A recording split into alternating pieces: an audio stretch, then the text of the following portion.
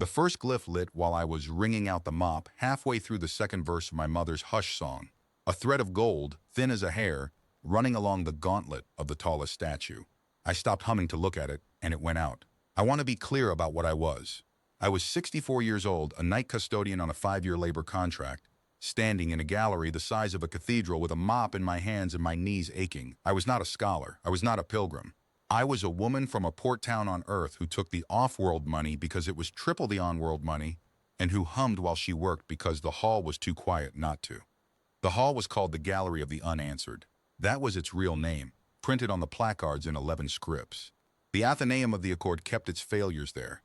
Every relic that had refused every key ever cut for, it, and at the center of the gallery on 7 low plinths arranged in an open ring, stood the 7 statues of blue-gray starstone, each one 4 meters tall, armored in carved plate, helmed, hands resting on the pommels of swords whose points sat between their feet.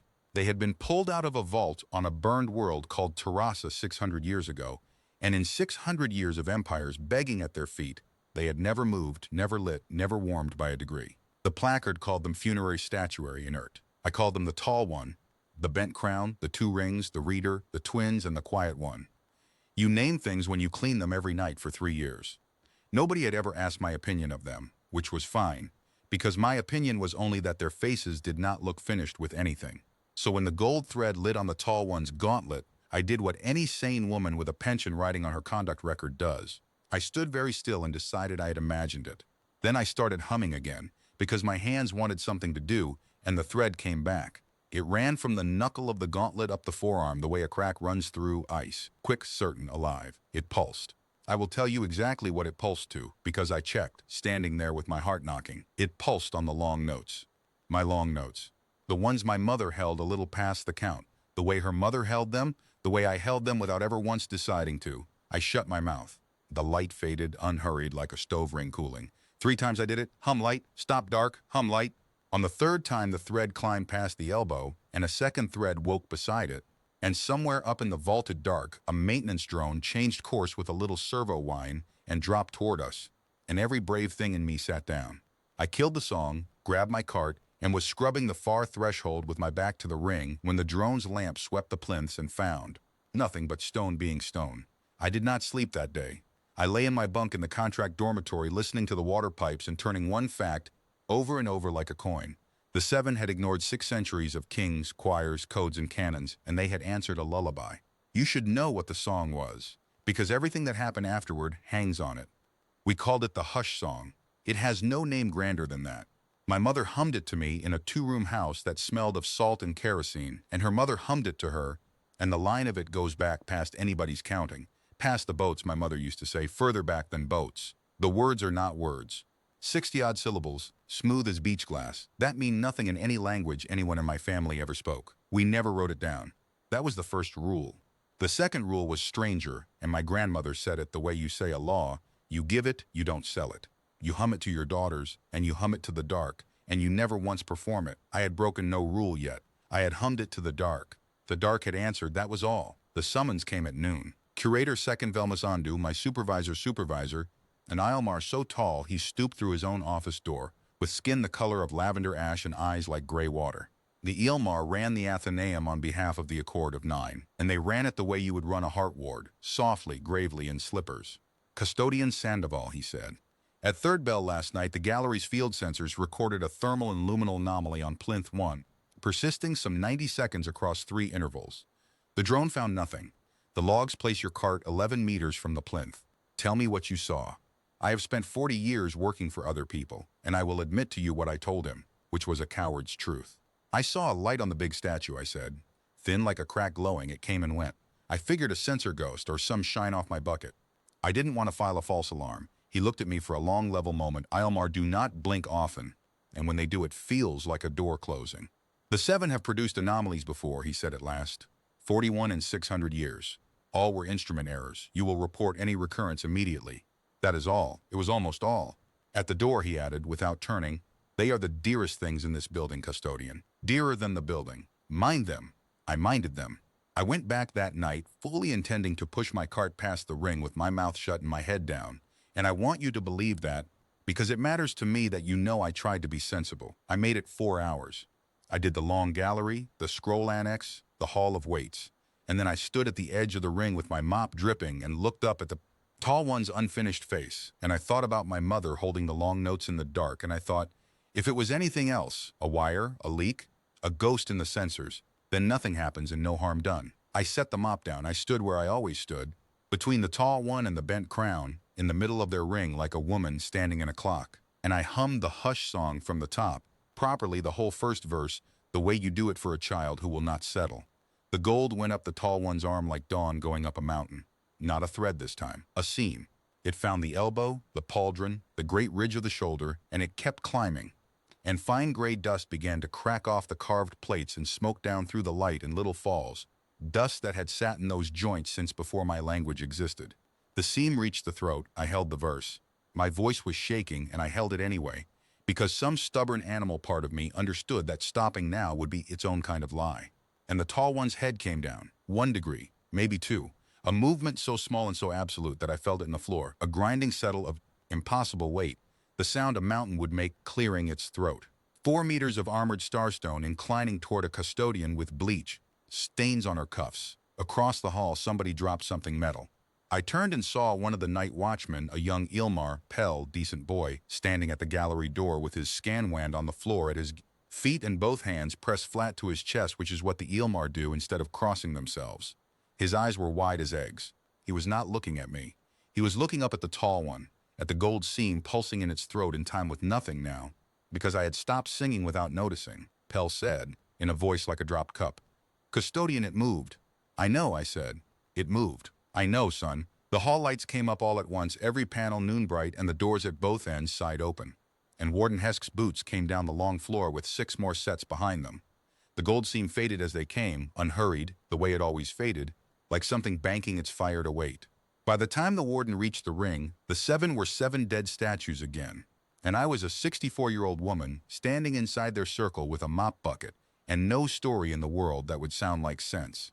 Hesk looked at the statues, looked at the dust on the floor, fresh fallen, in a fan around the tall one's plinth. Looked at me. "Don't touch anything," he said, which would have been funny on any other night because touching things was the entire job. They kept me in the gallery till dawn while the censor crews swarmed the plinths, and I sat on my upturned bucket and watched the 7 not move with a precision that felt, for the first time in 3 years, deliberate. And I will tell you the thought I had, the thought I could not put down, the one that followed me out into the pale morning and into everything that came after. 600 years, every power in the reach of the 9 had stood where I stood and demanded. And the thing that finally lit the stone was a song nobody ever wrote down, hummed by a woman nobody had ever heard of, who had been told all her life by other women just like her. You give it, you don't sell it. Keep it, pass it down, don't ask why. Somebody, a long way back, had known why. They locked the gallery of the unanswered by mid-morning. By evening, there were specialists on the floor I had mopped the night before, acoustic teams in soft shoes, materials people with instruments like silver insects, 2 theologians from the Ilmar Mother House who stood at the edge of the ring and would not step inside it. By the end of the second day, the Athenaeum had quietly canceled all public admissions, and I had told my account 11 times to 9 different ranks of person, and not one of them had asked me to hum. That detail will tell you everything about experts. They had the sensor logs. The logs showed a rhythmic, sustained, low-amplitude acoustic source. Me, and a luminal response correlated to it at better than 99%. They knew it was the sound, so they rebuilt the sound. They took the waveform of my humming off the security record, cleaned it, modeled it, and played it back into the ring through an array of speakers worth more than my house, at the exact decibel level, from the exact spot where I had stood. The 7 did not light, did not warm, nothing. With that same total quality of nothing they had been doing for 600 years. They tried it pitched up, pitched down. They tried it through a single speaker shaped to a human throat. They flew in a singer, I'm not making this up, a famous Ilmar contralto, who stood in the ring and reproduced my drifting little lullaby so beautifully that I heard it through 2 closed doors and got chills. Stone, the whole time, pure patient stone. Meanwhile, I cleaned the West Wing, because nobody had decided what I was yet, and a labor contract abhors a vacuum. They had moved me off the gallery without saying the word suspended. I pushed my cart past tapestries and reliquaries with a security escort, pretending not to be one, and at night in the dormitory the other humans on the contract looked at me sideways until Marty Deng, our crew boss, a flat-voiced little man who had run dock crews on 3 worlds, said at supper, loud enough for the room, Ruth mopped a floor and a statue liked it. Anybody got a problem with how she mops, take it up with the statue. That bought me a week of peace I have never properly thanked him for. On the fourth night, the archivist found me. Her name was Elisathren. Eilmar, young the way they are young, which is to say, only 80. Junior staff in the records annex with ink-stained fingers, which on an Eilmar means actual ink, because the mother house trains them on the old instruments first. She came at me down the west colonnade walking too fast for protocol, carrying a flat case against her chest, and she stopped in front of my cart and said, with no greeting whatsoever, "Custodian Sandoval, the interval pattern. Where did you learn it?" "The what?" "Your song." She opened the case with shaking hands. Inside, under preservation glass, lay a strip of something that had once been burned and had been stabilized mid-ruin. A fragment of pressed metal foil, crowded with fine stippled marks in rising and falling rows. This came out of the Terrassa vault with the 7. Catalog calls it decorative banding. It is not decorative, it is notation. We have never been able to read Terrassan court script, but notation is mathematics, and mathematics reads itself if you stare long enough. I have been staring for 6 years. Her long gray finger moved along one row of stipples, and then she did something no Eilmar had done in 4 days of interrogations. She sang it. Thin, careful, transposed into a range her voice could hold. It was the hush song, not as I sang it, straighter, older, with corners where mine had worn curves, the way a river is the same river upstream. The third phrase rose where mine rose. The long notes sat exactly where my mother's long notes sat, the ones held a little past the count. I had to put my hand on the cart. "Where?"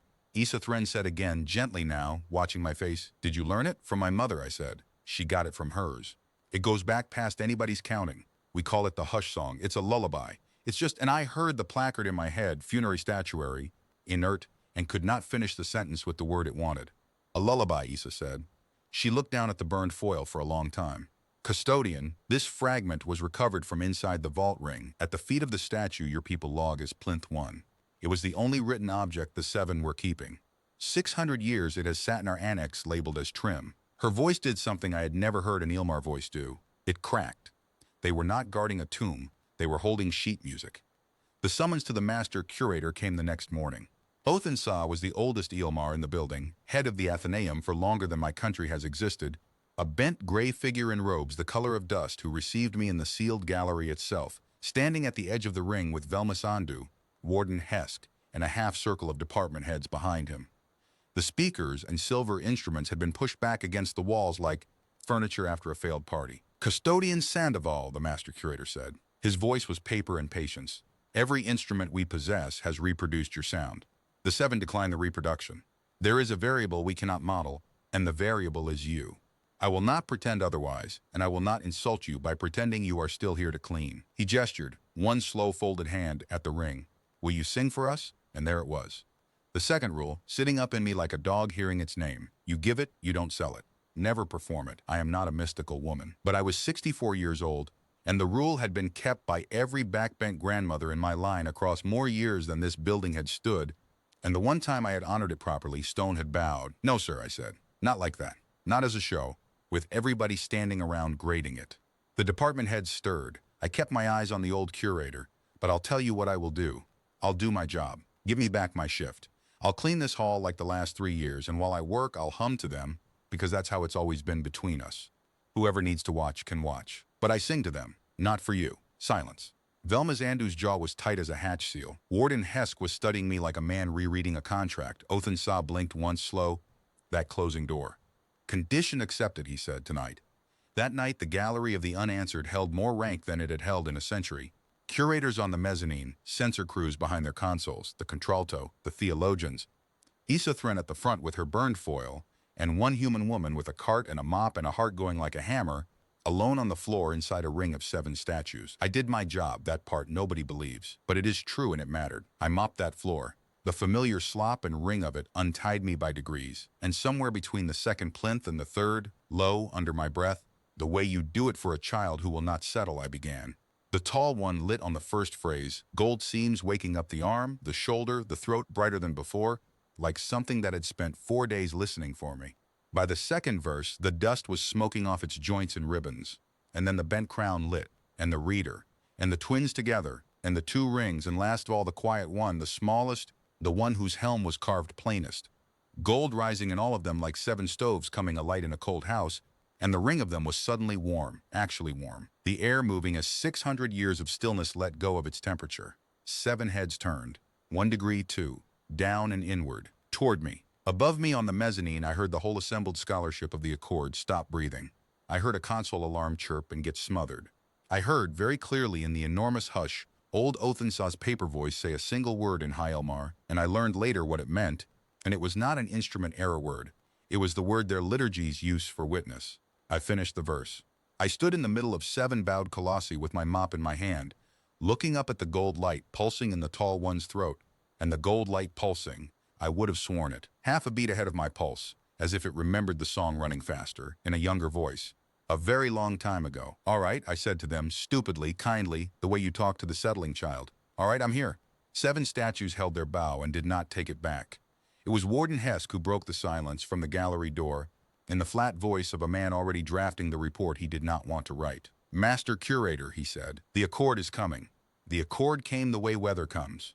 First the pressure change, encrypted traffic, the Athenaeum's landing terraces suddenly busy at all hours, and then the front itself. Delegations from the 9, each with its own scholars, its own security, its own ancient paper claim to the burned world of Terrassa and everything ever lifted off it. I learned my Terrassan history that week the way you learn anything important, too fast, and because you had to. Issa Thren taught me, in the records annex on my off hours, with the door shut. Terrassa had been old when the Aylmar were learning to smelt. A small world, one ocean, one crown, the Selene line, a dynasty of queens that ran back by their own records 4,000 years before the end, not conquerors, keepers. The text that survived called Terrassa the Cradle, and the title was not poetry. Half the Reach's oldest law codes carried Terrassan loanwords the way our languages carry Rome. And 6,000 years ago, their sun had turned on them. Not an enemy, just a star having a bad century. They saw it coming, the records agree on that. They had decades of warning and nowhere to put a world. They built 3 ships, Issa told me, her finger on a charred chronicle under glass. This is the hegemony's own salvage translation mind. The first ship carried the archive, and it burned at anchor when the first flare came early. The second carried the court, and it was lost in transit. There are 9 claimed wreck sites, and the hegemony has bombed 2 of them looking for regalia. And the third ship, her finger stopped on a line of script gone bubbled and blind. The third ship is 2 words long in every text that mentions it at all. The small one, the quiet one, no manifest, no course. The court chroniclers, who wrote down the Queen's breakfast, agreed with one mind not to write down where the third ship went. And the 7? The throne guard of the Selene. The vault on Terrassa was built to outlast the flare, and it did. When the hegemony's prospectors cracked it 600 years ago, the 7 were standing in their ring, around an empty cradle. She said it flatly, like a woman laying down a card. An empty cradle, custodian, carved from the same starstone. It is in a hegemony war museum now, labeled as an altar. I stood there with my hands folded on my apron, 64 years of an ordinary life rearranging themselves very quietly behind my ribs. A third ship, small and secret, pointed nowhere anyone would write down. A song that goes back past boats. You give it, you don't sell it. Hum it to your daughters. Don't ask why. You see the shape of it, Issa said softly. It was not a question. I see a shape, I said. Shapes have been wrong before. But the 7 did not think it was wrong, and the 7 kept saying so, and that was the trouble, because the whole Accord was now watching them say it. Understand what those weeks were. Every demonstration was a state event now. I was no longer a custodian doing her rounds. Whatever the master curator had promised me, the thing grew. They kept my shift technically. They also built a protocol around it. Observers' galleries, atmosphere sampling, a hard cordon at the ring, until my nightly mopping had the logistics of a coronation, which is a sentence I notice only now that I have written it. And the delegations wanted their own answers. The Ver hegemonies especially. The hegemony had pulled the 7 out of Terrassa's vault, which, in their law, made the 7 theirs forever, loaned to the Athenaeum for prestige. Their legate arrived in the 3rd week, Scarnvo, a wide, still, armor-gray figure with eyes like rivets, who looked at the gallery of the unanswered the way a quartermaster looks at a warehouse. I met him exactly once that week by design, his design. He stopped my cart in the colonnade, flanked by 2 aides, and looked at me for a long moment, and said, in perfect trade tongue, "You are the resonance source." Not a greeting, a classification. "I'm the cleaner," I said. "You are an unexplained variable interacting with hegemony property." He let that sit. "Variables get explained, madam. It is only ever a question of where and how comfortably." Then he was gone down the colonnade, and my hands did not stop being cold for an hour. The hegemony's scientists got their session with the 7. The Accord could not refuse it. They came with the best synthesis arrays in the Reach, and a mandate to crack the variable, and for 3 nights running they filled the ring with sound, my stolen waveform again, and the contralto again, and then on the 3rd night, a thing that turned my stomach. A synthetic voice built from my voice, my recorded timbre wrapped around the corrected ancient intervals off Issa's foil aimed at the 7 like a key gun. I watched that session from the mezzanine because no power on Aneth could have kept me away. The 7 had been lighting for me every night for weeks, warm as kitchens. The moment the synthetic me rolled out of the speakers, the gold went out of them, not faded, went out, all 7 in the same second to a darkness I had never seen on them, a darkness deeper than the 600 dead years, the gold dying everywhere at once and the ring going cold so fast the sampling instruments fogged. The reader's head, which had been inclined my way for a fortnight, lifted back to dead center. They turned to stone the way a man turns his back. The synthetic voice sang on into that refusal for 11 more minutes. I have never heard anything emptier. When the speakers finally died, the silence had a verdict in it. Old Othin Sa, standing below me at the cordon, did not raise his voice. "Note it for the record," he said. They distinguished the gift from the theft. The hegemony noted something else for the record. 2 days later, their formal petition arrived at the Accord session table, and Issa brought me the text with her ink-stained hands shaking. The hegemony moved that the 7 of Terrassa, being hegemony salvage, be transferred to a secured hegemony facility for proper study, and that the transfer include, by the same right of salvage that covers all instruments of an artifact's function, the artifact's activating component. Component, I said. You said ISIS? My shift was canceled that night for my protection. The cordon around the ring became a cordon around the gallery, and I sat in the dormitory with Marty Deng and 40 contract humans who had all read the petition by then, because Doc Cruz read everything, and nobody said anything for a while. Then Marty said, flat as ever, "Ruth, the statues, when they went dark on the fake, that was them answering, right? That was a no." "That was a no," I said. "Huh," he said, and looked at his hands. 600-year-old stone has a better grip on it than the Accord does. He stood up, the way he stood up at shift start. They can read petitions all they want. Humans aren't salvage. We've had that one written down a while. I want it remembered that the 7 and the dockhands reached the same verdict before any government did. And I want one more thing remembered from those weeks, because it is the detail I carry. The night after they went dark, with the gallery sealed, with me barred and the protocol suspended, a watch officer filed an anomaly report that nobody ordered and nobody faked. At third bell, my old hour, the hour my cart used to come through, 7 heads turned in an empty hall, turned toward the west door, where I always came in. They held that pose till morning. Stone, waiting on a cleaning woman, the Accord called its hearing for the following 10-day. The question on the docket was written in the dry way such things are written. Disposition of the Terrassan salvage and associated activation, phenomena, but every soul in the Athenaeum could read through to the real question under it. Who does a Queen's Guard belong to? The ones who dug them up, or the one they wait for? The story got out before the hearing was even docketed, because stories like that always get out.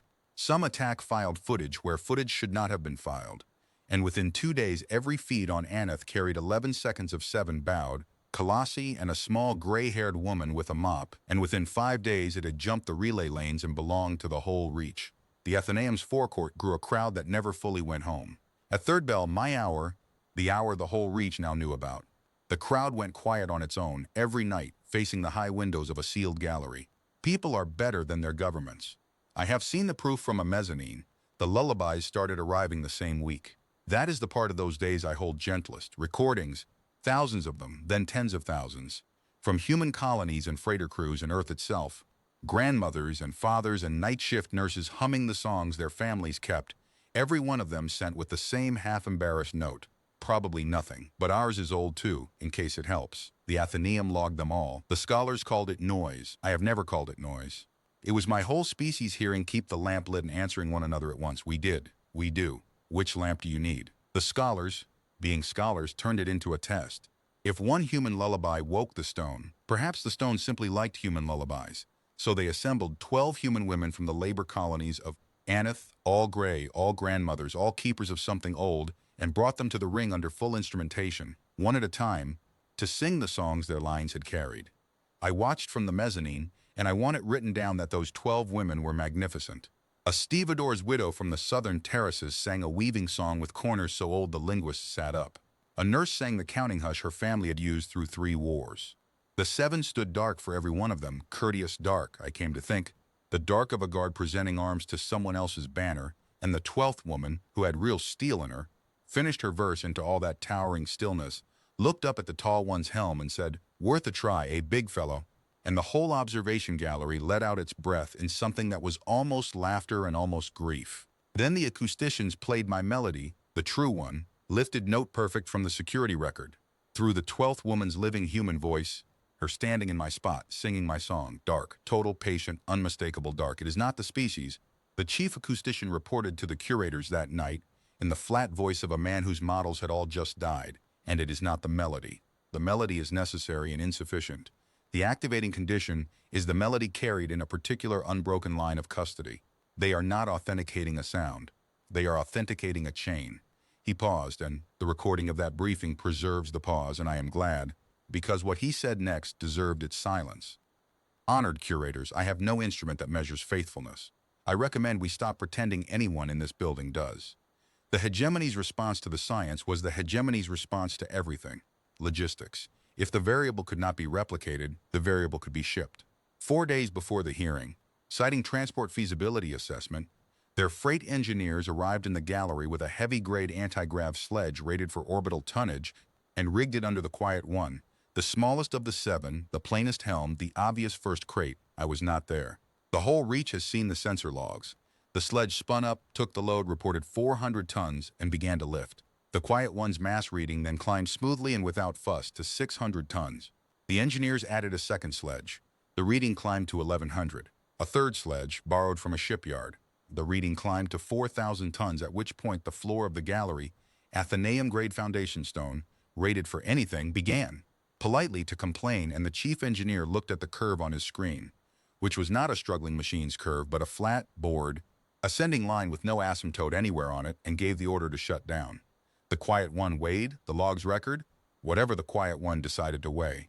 The instant the last sledge disengaged, the mass reading returned to 400 tons, and the gallery sensors caught one pulse of gold run around the ring, statue to statue, all 7, like a remark passing down a rank of soldiers too disciplined to grin. The Athenaeum's keepers filed a formal protest about the floor. The hegemony's engineers filed a report I have actually read, and the final line of it is the most honest sentence that delegation ever produced. Recommend reclassification of transport problem as diplomatic problem. It was Curator's second Velmasandu, of all people, who came to me at the end of that 10-day, my stiff, gray by-the-book supervisor, the one who had told me to mind them. He found me in the West Wing at midnight, dismissed my escort with one tilt of his head, and stood for a while in that stooped Eilmar way, watching me work before he spoke. "Custodian, you refused the master curator, you refused the legate. Every power in this building has asked you to sing on command, and you have told every one of them no." His gray-water eyes came down to me. "I have read your file 4 times, and I cannot find the place the courage is kept. So I am asking, why does an hourly worker hold a line that delegations cannot move?" "Because it isn't mine," I said.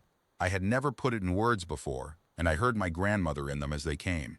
"If the song were mine, I'd have sold it the first week, curator. I'm not a brave woman. But you don't sell what's only passing through you. I'm not the keeper of treasure. I'm a stretch of the road it travels on. Roads don't negotiate." Velmasandu was quiet for a long moment. Then he did something I had never seen him do. He sat down on the base of a display plinth, like a person, and looked at his long folded hands. "We have a liturgy in the mother house," he said, "older than this building.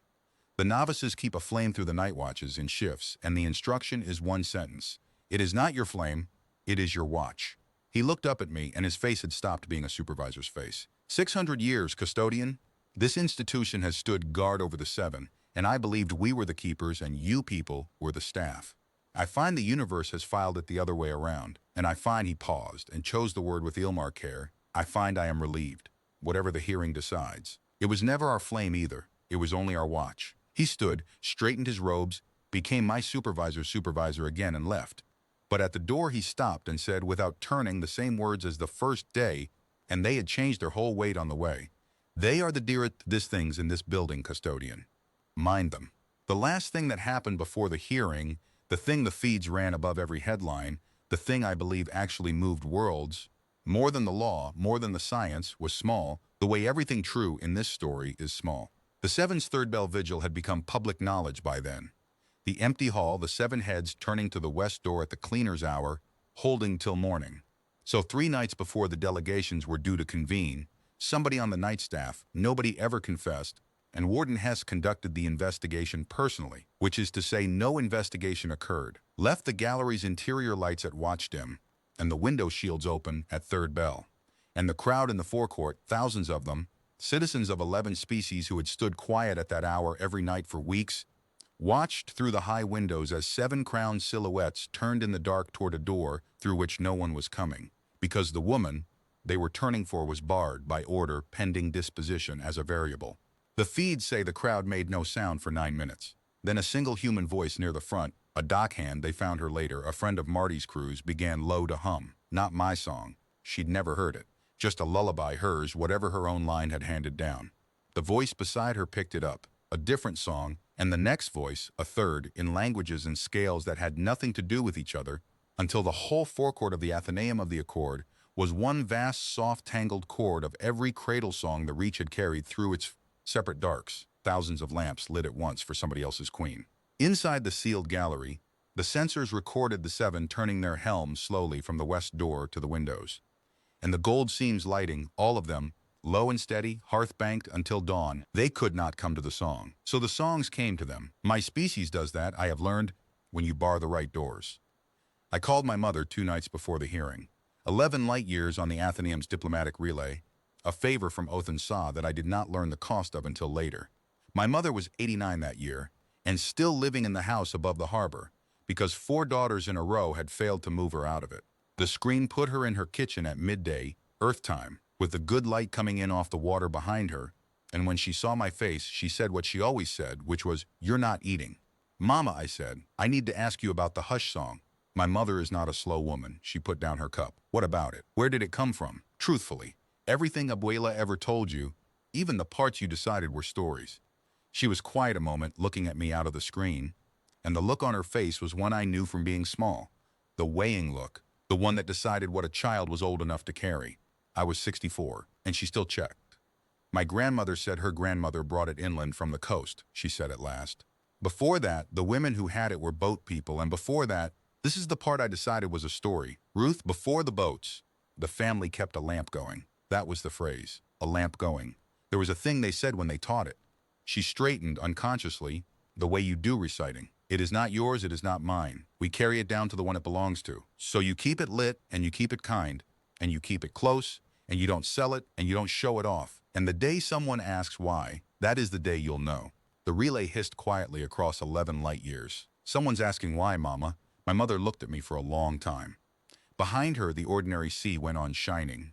"Then I suppose," she said slowly, "you had better find out who we have been keeping the lamp for. And then, because she is who she is, and eat something first." I took that recitation to Issa Thren the next morning, word for word, and watched her write it out in her careful annex hand next to her, transcription of the burned foil, and watched her go very still. "Custodian," she said, "there is a line in the Tirasan funerary canon, one of the few court texts we can partly read, because it was copied into 3 other languages by mourners. It is the charges the Selene queens laid on whatever they set to keep watch." She turned the page of her notebook around so I could see, as if the words needed to come at me with her hands off them. "Keep it lit. Keep it close. Bring it down the years to the one it belongs to. When the one returns, you will know why you kept it." We sat there, the 2 of us, an 80-year-old junior archivist and a 64-year-old cleaner, looking at 2 sentences that had crossed 6,000 years and most of a galaxy by 2 different roads, one carved in starstone and carried by statues, one hummed in kitchens and carried by women, and had now sat down beside each other on a records annex table, still rhyming. "It isn't proof," I said, because one of us had to. "No," Issa said, "proof is what the 7 do. This is only the reason." She closed the notebook. "Custodian, Ruth." The 3rd ship had no manifest and no course, and I believe that was the entire design. They did not send their last daughter to an ally that could fall or a fortress that could be found. Fortresses are where you look. They sent her to a small blue nowhere off every chart, to be nobody. To be safe the only way anything is ever safe, by being ordinary. Her gray eyes came up to mine. "Your family was not given a song, Ruth. Your family was given a queen. So far down the line of mothers that not even you would know. The song is just how the guard would find her again. Interiority is cheap, so I will keep mine short." I went back to my bunk and I sat with it, and what I felt was not glory. Anyone who tells you it would feel like glory has never carried anything. What I felt was every gray-knuckled woman in my line standing behind me in a row, going back past boats, past charts, past the curve of history, every one of them keeping a lamp lit for a stranger, asking nothing, getting nothing, dying ordinary, and every one of them, it turned out right. You want to know what humanity is out here among the old and gleaming peoples who dug up the seven and could not wake them? It is that we will keep faith with a thing we do not understand for 6,000 years, on the strength of a grandmother's say-so. No vault did what my family did. The vault only had to last. The lamp had to be lit every single night by somebody tired. The hegemony came for the song before they came for me. It was done politely, which made it worse. A formal request 2 days before the hearing. The human variable was invited to provide a complete reference recording of the activation sequence to the hegemony's delegation for analysis in recognition of the gravity of pending proceedings. Legate Scarnvo delivered the invitation himself in the Athenaeum's small audience room, with a recorder crystal already live on the table between us like a little black tooth. "You declined to perform," he said. "Your scruple is noted and indulged, but you will understand, madam, claims require evidence, evidence requires data, and data outlives sentiment. Sing it once, here, completely, and whatever the hearing decides, your song is preserved forever. Refuse, and it dies with you, and what dies with one old woman?" He spread his gray hands, reasonable as winter. "We are offering your lullaby immortality." And from somewhere very far back down the line of mothers, the answer came up through me without my needing to fetch it. "It's had immortality 6,000 years, Legate," I said. "It got it the only way that's ever worked. It was given, free, to somebody trusted, one at a time." I looked at the recorder crystal, that little black tooth, and back at his riveted eyes. "You give it, you don't sell it, and you certainly don't file it. But I did sing for him. That is the part of those weeks I am proudest of, so allow an old woman the indulgence of telling it plainly." I stood up, and I looked at the most powerful being I had ever shared a room with, and I gave him 60 syllables of the hush song. Wrong. Drifted. Transposed. The long notes cut short. The corners filed off. A forgery a child of my line would have caught in 3 notes.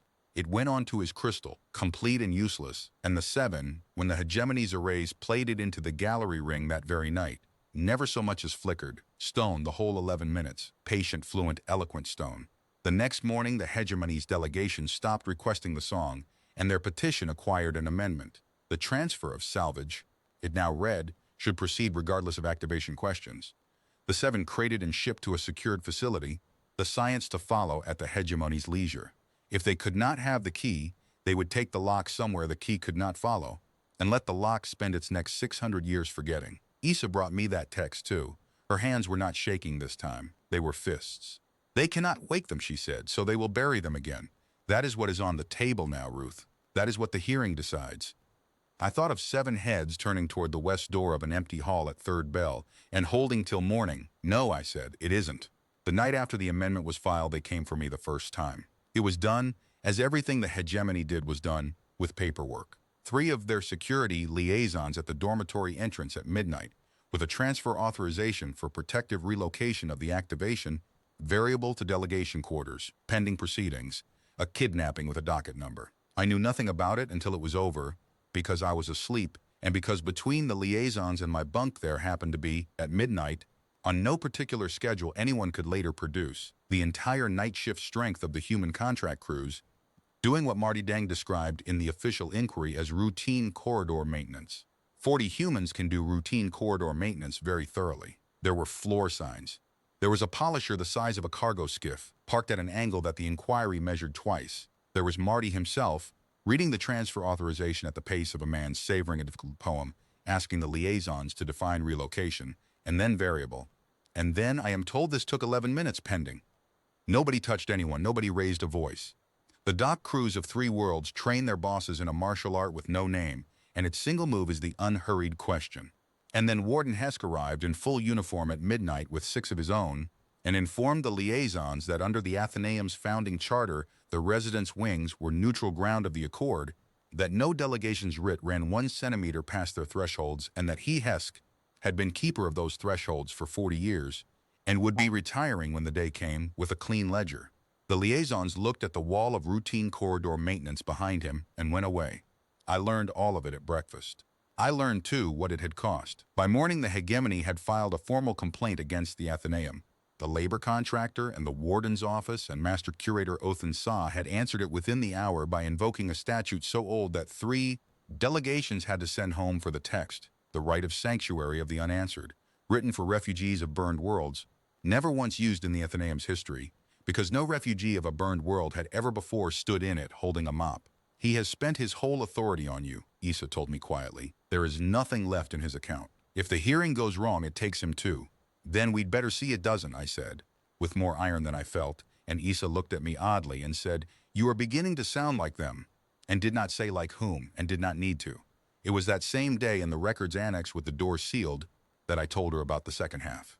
I had not planned to, but the amendment had changed the arithmetic. They will bury them again, she had said, and a thing my grandmother used to say had been circling me for days. A knot you never test will fail you in the storm. So I told her that the hush song my family carried was not one song but two. That the cradle half the whole reach had now heard 11 seconds of was the half for settling a child, and that there was another half, lower and older and harder, passed more carefully, checked syllable against syllable down the generations like a knot that would someday hold a weight. The verses for the worst nights, my mother called them. For waking one, Issa said, not a question. Her ink-stained hands had gone perfectly still on the table. That's what my grandmother said. I always took it for a manner of speaking. Issa rose and was at her shelves a long time and came back with the funerary canon, the mourner's copies, the texts in 3 borrowed languages, and turned to a passage I had seen her skip past in every lesson because she had said then it was corrupt, untranslatable, disputed. She read it to me slowly now, the way you walk on ice. And the charge has 2 doors, as the song has 2 halves. The first half is for the watch, that the guard may know the name lives. But the sleepers shall not rise for the first half, though it be sung 1,000 years. Her finger stopped under the final line. The second half is the queen's alone. It is not sung to soothe. It is sung to summon. And when the line sings it, the watch ends and the court stands up. The annex was very quiet.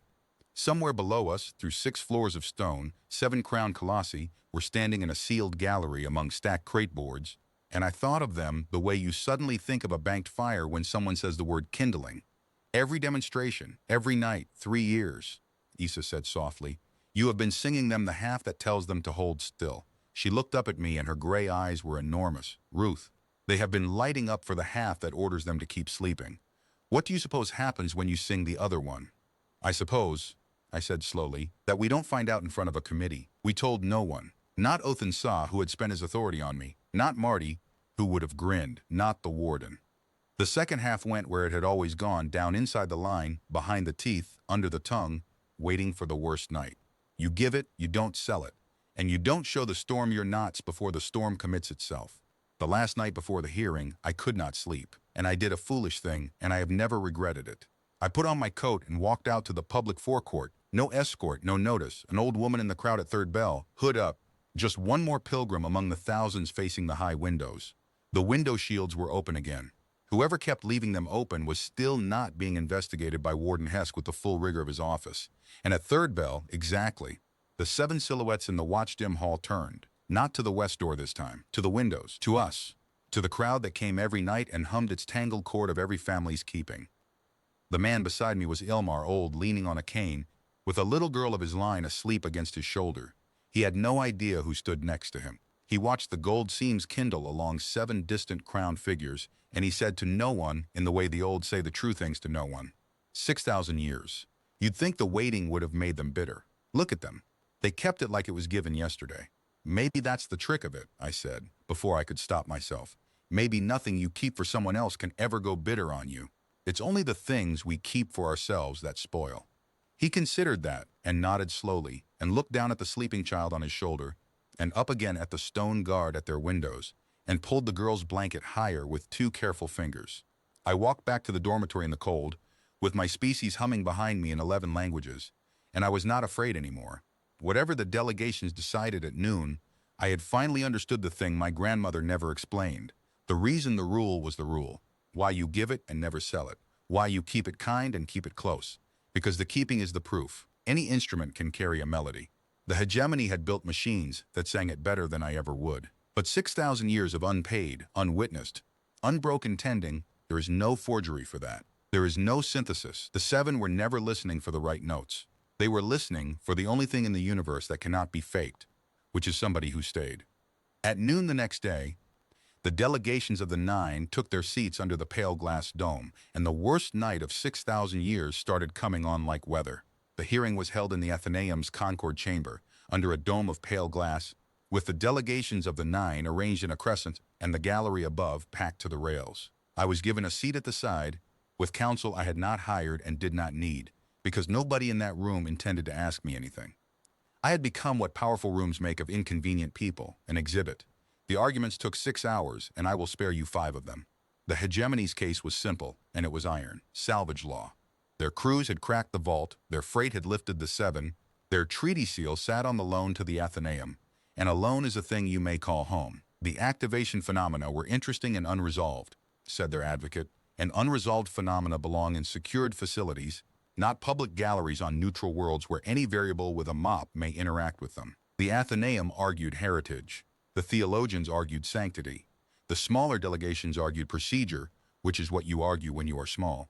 It was going the hegemony's way by mid-afternoon, and every soul under the dome knew it, because salvage law is old and warm, and everyone in that crescent owned things they had dug out of someone else's grave. And then old Othan rose, slower than smoke, and asked the chamber's leave to enter one item of evidence with no argument attached.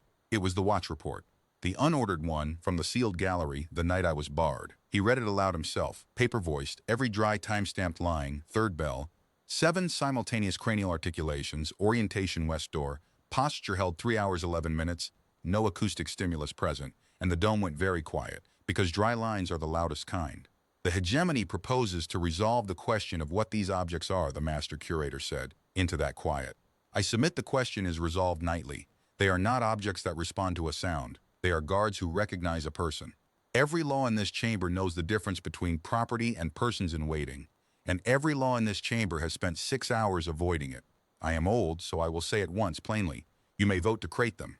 But the record will show what they were doing the night we shut them in the dark. They were watching the door. For one held breath, I thought it had turned. Then Legate Scarnvo rose and did the cold, correct, killing thing, the thing his whole career had been a rehearsal for. He conceded it all. Guards, he said. Persons in waiting, if the chamber liked.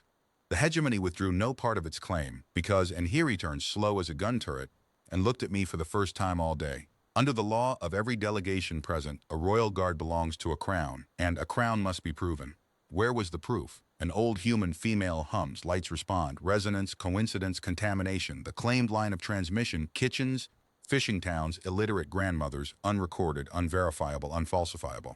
Produce a queen, he said to the dome gently, and the hegemony kneels with the rest of the reach. Until then, what stands before you is salvage, sentiment, and a cleaner. The hegemony moves to vote. The vote went 5-4, crate the 7, transit in 2 days.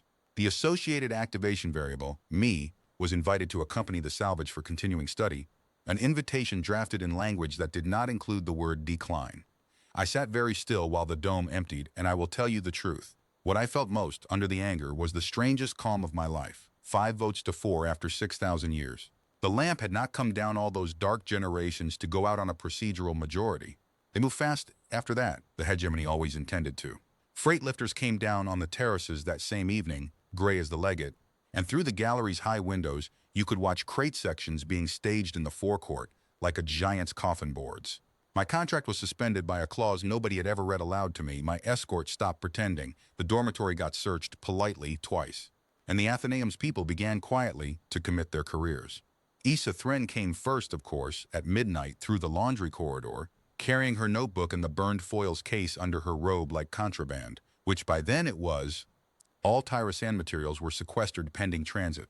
She set the case on my bunk and stood there, 80 years old, ink-fingered, shaking, and entirely steady, which is a combination I have only ever seen in the truly decided.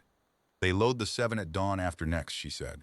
Tomorrow night the gallery cordon transfers from the warden's people to hegemony freight security. There is a gap, Ruth. 3rd bell to 4th, the west door. You'd lose everything, I said. Your post, the mother house. I have spent 6 years transcribing a dead world's grief by lamplight. Issa said, and I have read the charge they laid. Keep it lit, keep it close, bring it down the years. Custodian, they were not the only ones that charge was for. Anyone who reads a thing like that and then helps crate the watchman in the dark has no post worth keeping. Marty Deng came second, at 1 bell, with 4 crew chiefs behind him, and the look of a man who had already done the arithmetic and signed off on it. The human contract crews ran the Athenaeum's floors, freight rails, and power conduits, and had for 9 years, because we were cheap and good and nobody important ever looked at us. Which meant, Marty observed flatly, that nobody important knew which conduits fed the forecourt floodlights, or how the West Door's old manual override worked, or how slow 40 deliberate humans could make a loading schedule crawl. "We're not breaking a single law," he said. "We are going to be very, very bad at our jobs for 1 hour. First time for everything." "Why?" I asked him. I needed to hear somebody say it. He shrugged. 3 years you've covered shifts for sick kids who weren't yours, Ruth. You're ours." And he jerked his chin toward the sealed gallery, somewhere off through the stone. "They've waited long enough. Both things are true. Pick whichever sounds better in the report." And the third visitor came at 2 bells, and that was the one I never told the documentaries about. A soft knock, Warden Hesk alone, out of uniform, filling my doorway like a misgiving. He stood there a long moment, a man whose whole life was cordons, and then he said, "At 3rd bell tomorrow my people walk the east wing first. Procedure leaves the west door dark for 11 minutes. He looked at me with his unreadable rivet-colored eyes. "I watched them go dark when the machine sang at them," he said. "I've kept honest doors 40 years. I know the difference between a lock and a cage." Then he was gone. I did not sleep. I sat on my bunk with my mother's recitation and Issa's notebook, and I went over the hush song from the top, both halves properly, for the first time in my life. The cradle half, worn smooth by nightly use, and the verses for the worst nights, syllable by syllable against 60 years of memory, the way you check a knot before you hang the weight of the world on it. "They have been lighting up for the half that orders them to keep sleeping," Issa had said. Tomorrow night, on the worst night, I would finally sing my family's storm verses to the thing they had been knotted for. The second half, my grandmother always said, was for waking. At 3rd bell the next night, in the dark of the 11th minute, Issa's key turned in the west door of the Gallery of the Unanswered, and I walked in with my cart, because I could not think how else to walk anywhere, and the door side shut behind me, and 7 crowned shadows stood waiting in the dim with the crate boards stacked around their ring like a tide coming in. Gold woke on the tall one's gauntlet before I had made a sound. "All right," I said to them, "one more time, the last time it would ever be just us. All right, I'm here. Up you get." I pushed the cart to the center of the ring, because ritual is just habit that means it, and my habit was the cart. The gallery was dim but not dark. The forecourt floodlights through the high windows laid long pale panels across the floor, and the crate boards threw shadows like fence posts. 11 minutes. Out in the forecourt I could hear the hegemony lifters idling, that low freight whine, and farther off, faint and beautiful, the sound of 40 humans being very bad at their jobs. A pallet jammed crosswise. A power conduit tripping its breaker, Marty Deng's voice raised in long, sincere, unhurried apology. I stood between the tall one and the bent crown, where I always stood. My heart was going like a hammer again, and I let it. Some songs you steady yourself for. This one, I understood at last, you bring your whole shaking self to, because it was written for the worst nights, and it knows. I began with the cradle half, from the top, full voice for the first time. No more humming under the breath, no more singing small. My voice is nothing, you understand. A church pew voice, a kitchen voice, 64 years old and rough at the edges. It didn't matter. It had never been about the voice. It was about the line the voice came down. The 7 lit together this time, no sequence, no one by one. Gold seams flowering across all of them at once, throat and shoulder and gauntlet and crown, brighter than every night before, the dust pouring off them in sheets now, 6,000 years of sleep cracking and sliding and smoking down through the floodlight panels. The ring grew warm. The floor hummed in the soles of my shoes like a ship finding its engines. And then I crossed the line my family had guarded all the way down and sang the second half. The verses for the worst nights went down into the bottom of my range and sat there, old and strange, syllables I had checked against my mother's mouth 1,000 times without once being told what they were for. I will tell you what they were for.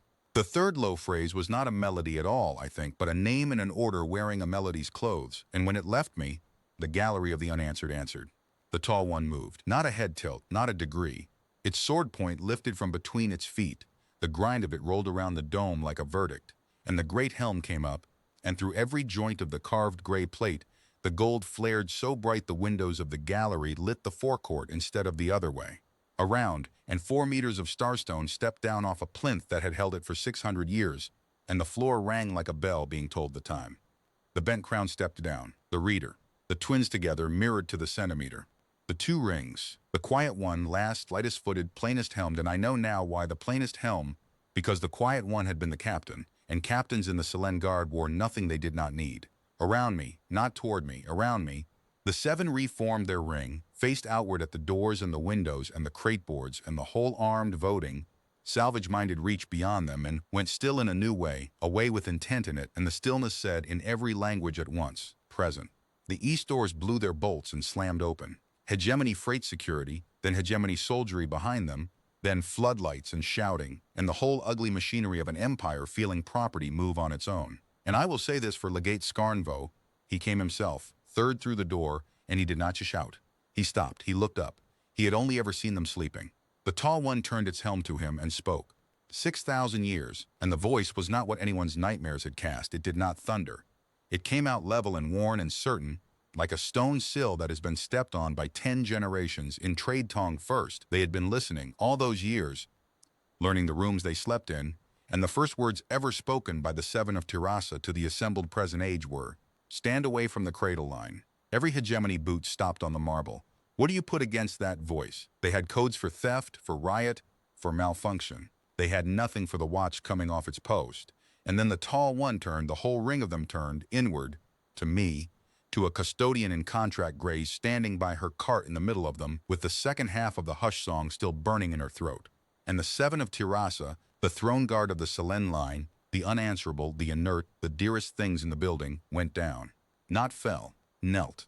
7 at once, one knee each, sword points to the floor, helm bowed, in a single grinding cathedral chord of stone on stone that I felt in my teeth, and the building felt in its bones, and I am told the seismographs across Velatra felt as a discrete recorded event.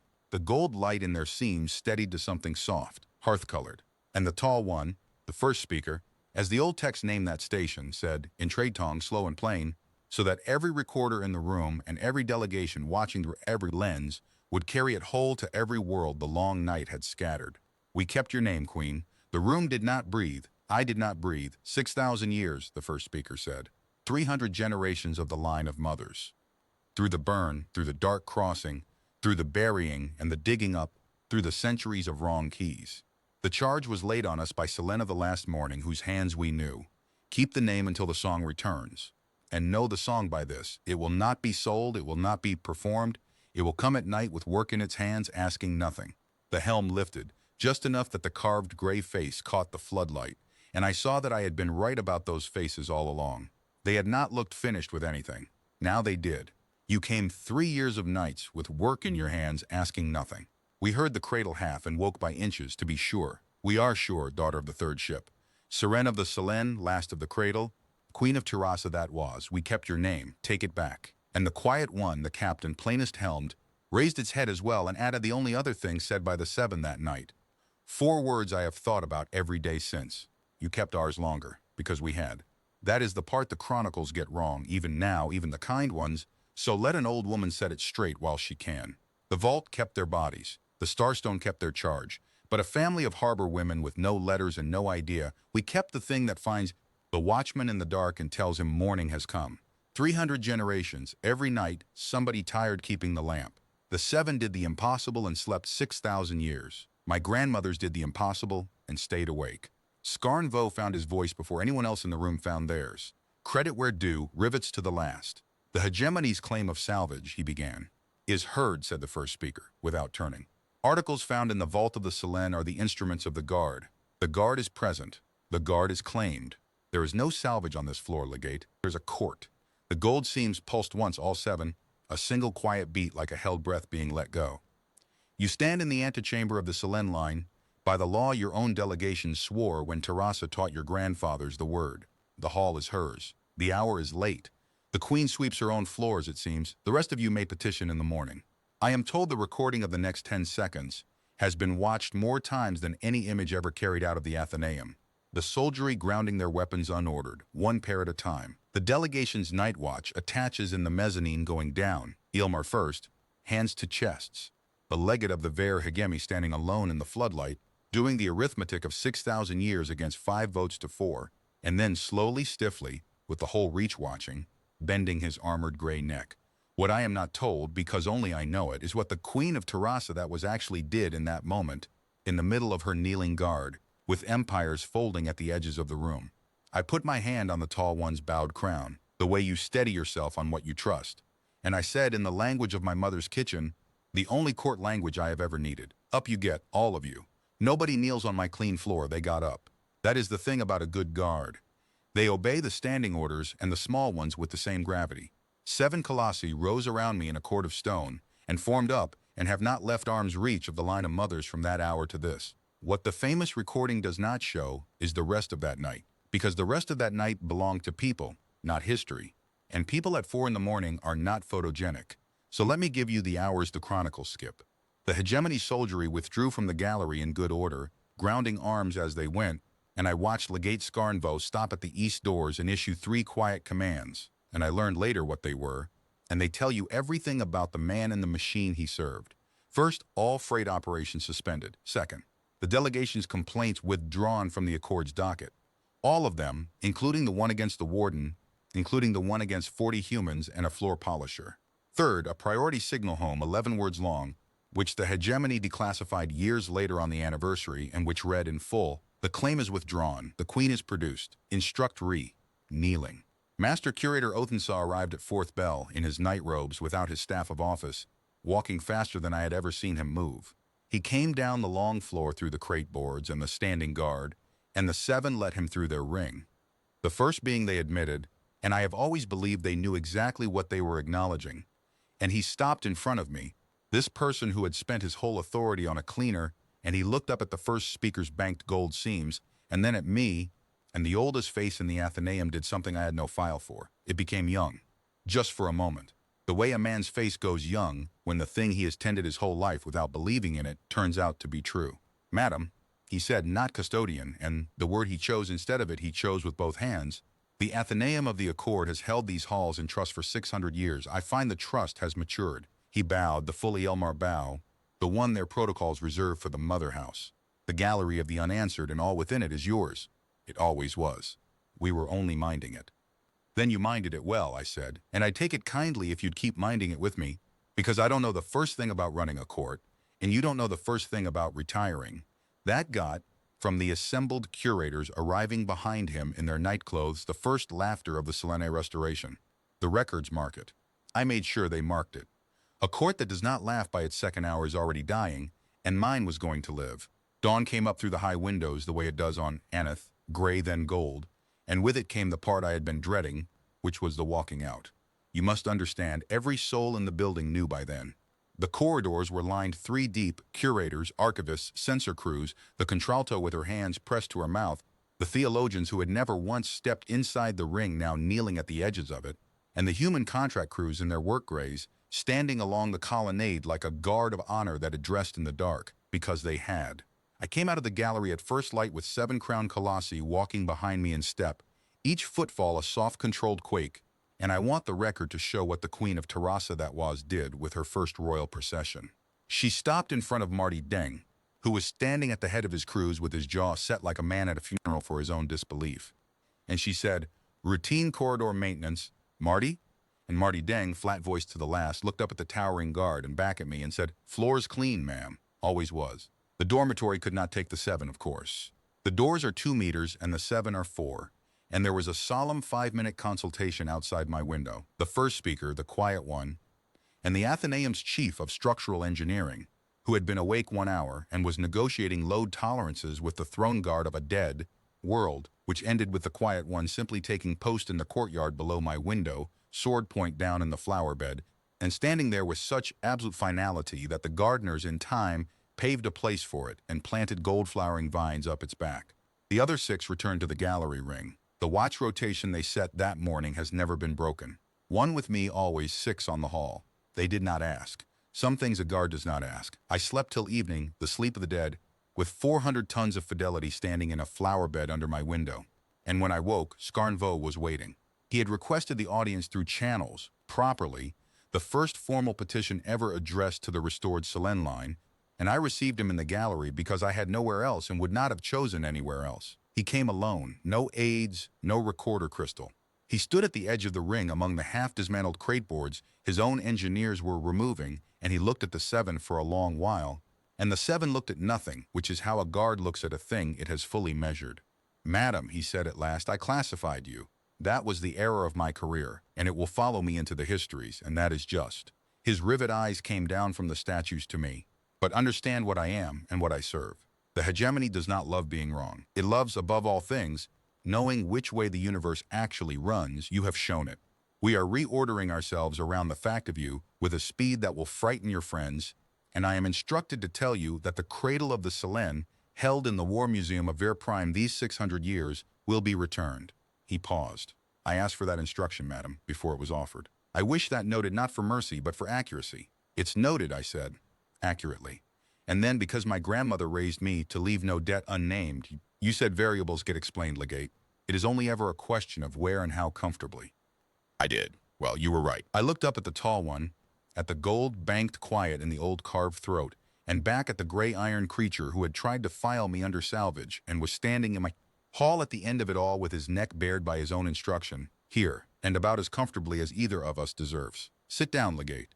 If your people are going to reorder themselves around the fact of me, they should know what the fact of me drinks, which is tea, and you're going to have a cup. And we are going to talk about Terasa. They learn, the iron ones, faster than the gentle ones. Sometimes, they have less to unlearn about how hard the universe is and only have to revise what it is hard for. By the time the tea was cold, we had the bones of what became the survey accords. And when he rose to leave, he stopped and turned and gave me the bent neck one more time, in private, with no cameras anywhere, which is the only version of any man's kneeling I have ever fully trusted. For the record that is not kept, Scarnvo said, my line had a song too. We lost it in our wars and called the losing strength. The rivet eyes were unreadable as ever and not. Keep yours, madam. Whatever we offer you for anything, in whatever century, keep yours. The morning brought the petitions, as the first speaker had promised, and the petitions have never really stopped. I will not walk you through the diplomacy, 10 days of it, lawyer stacked to the dome, but I will give you the spine of it, because the spine of it is where the rest of the meaning lives. The question of the 7 had died the first night, with the hegemony's withdrawal. The question of me took 9 days more. Not by force, the 7 never raised a hand. That was the lesson the Reach kept refusing to learn, and the 7 kept patiently teaching. A guard that has waited 6,000 years does not need to threaten anybody. It was settled because the Accord's own founding law, traced back far enough, sat on Terrasan precedent like a house on a foundation, and you cannot argue standing against the living heir of the court your own statutes are quoting. The smaller delegations recognized the Selen line first and gladly. The hegemony, true to its legate's word, voted yes without a speech, which is how empires apologize. The cradle came home in the spring. The empty starstone cradle from the Hegemony War Museum, the thing 6 centuries of catalogs had called an altar, freighted back to Velatra with an honor escort it had never had going the other way. The 7 received it at the terraces. The quiet one carried it into the gallery alone, against all freight protocol, and set it in the center of the ring, in the place where I used to park my cart. Nobody has called it an altar since. Placards can be reprinted. That was the first decree I ever signed. If you want the truth, the reprinting of a placard. Funerary statuary, inert, struck out forever. The new one says, the honor guard of the Selen line. On watch. You will want to know what I did with it. The crown, the title, the whole impossible inheritance. The documentaries dress this part in music. But here is what actually happened, plainly, between a tired woman and 7 patient mountains. I did not move to a palace. There is no palace. There is a burned world which we will get to. I kept my room, and when the Athenaeum quietly tried to refit the entire dormitory wing into royal apartments, I let them fix the water pressure and stopped them there. I negotiated like what I am, a woman who has read her own labor contracts for 40 years, and my terms were short. The 7 stay in the gallery, in the daylight, where the school groups come. They slept 6,000 years in a vault, and they will not stand another century in anybody's secured facility, mine included. The Gallery of the Unanswered keeps its name, because I never want the powerful to forget what the answer turned out to be and who it turned out to be carried by. Isathren got the Terrasan archive, all of it, and a staff and the title keeper of the Cradle records, and the first thing she translated in full was the worst night's half of my song, and she brought it to me with her ink-stained hands, and we sat with what it said for a long time and have never published it. Some things are still given, not sold.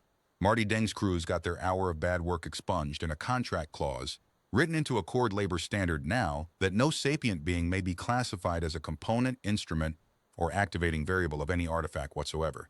They call it the Sandoval Clause. Marty calls it overdue. Warden Hess kept his honest doors, and if anyone ever asks him about 11 dark minutes at the west entrance, he develops a sudden absorbing interest in his boots. And Terasa is the long work, the work that will outlast me, which is fitting, because everything in this story outlasts me, and I have made my peace with being the short-lived link that held. The world is ash, but ash is not nothing. The Accord survey ships found the deep vault networks intact under the burned crust, seed banks, archives, the patient layered backup of a people who had decades to say goodbye and spent them filing. It will be 100 years of work to bring it up. The 7 ask for the duty rotation themselves. One of them rides every survey ship down, stands on the dead surface of the world they were carved on, and comes back gray to the knees with the dust of home. I asked the first speaker once if it grieved them going down there.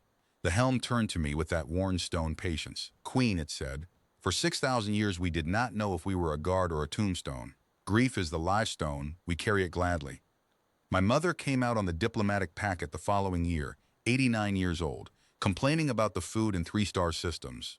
She stood in the gallery ring where her daughter had mopped, under the bowed helms of the honor guard of the Selene line, and she looked up at the tall one for a long weighing moment, and then she said, "To it, not to me, so you're who we kept the lamp for." And the first speaker, who has addressed parliaments, bent its helm to my mother and answered, "And you are who kept it." My mother nodded once, the way she nods at a knot well tied, and that was that. The 2 oldest faiths in my life, squaring accounts in a sentence each. We sent the song back down the line the proper way that same visit.